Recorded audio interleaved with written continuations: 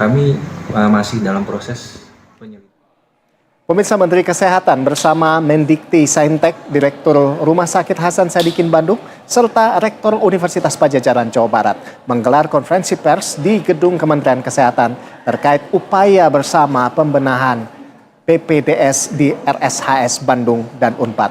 Dalam konferensi pers ini, Menteri Kesehatan Budi Gunadi Sadikin mengatakan jika pada saat perekrutan calon dokter spesialis diwajibkan untuk mengikuti tes psikologis agar dapat mengikuti pendidikan dengan baik. Selain itu, pendidikan dokter spesialis wajib dilakukan oleh konsulennya, bukan oleh seniornya. Selain itu, Brian Yuliarto, Menteri Pendidikan Tinggi, Sains dan Teknologi, dalam konferensi juga memaparkan jika telah membentuk tim komite bersama Menkes telah menyusun pedoman pencegahan dan penanganan kekerasan dan di pendidikan kedokteran. Beberapa hal yang saya titipkan agar benar-benar harus dilakukan. Yang pertama adalah pada saat rekrutmen dari calon peserta pendidikan dokter spesialis, itu diwajibkan untuk mengikuti tes psikologis. Sehingga dengan demikian kita bisa mengetahui kondisi kejiwaannya dari bersangkutan untuk bisa melakukan pendidikan ini dan nantinya akan bisa melayani masyarakat dengan sebaik-baik. Saya juga minta yang kedua agar transparansi dari proses rekrutmen ini dilakukan dengan baik sehingga tidak ada lagi yang preferensi khusus yang mengakibatkan kita akan salah pilih dari peserta pendidikan dokter spesialis ini.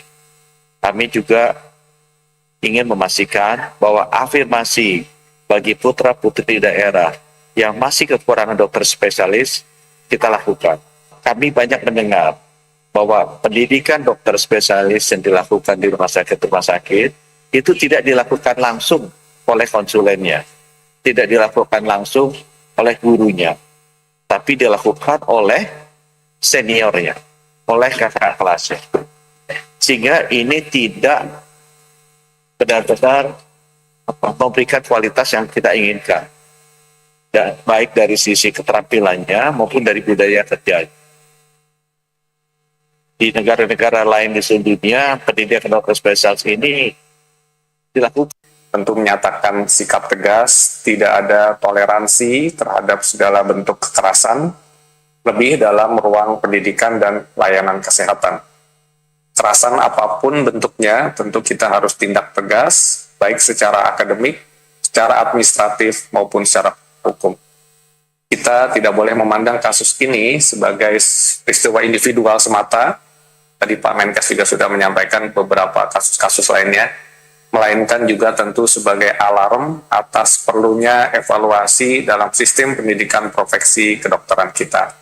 Kami juga bisa menyampaikan bahwa Kemdikti Saintek bersama Kementerian Kesehatan telah membentuk komite bersama untuk menyusun pedoman pencegahan dan penanganan kekerasan di pendidikan kedokteran.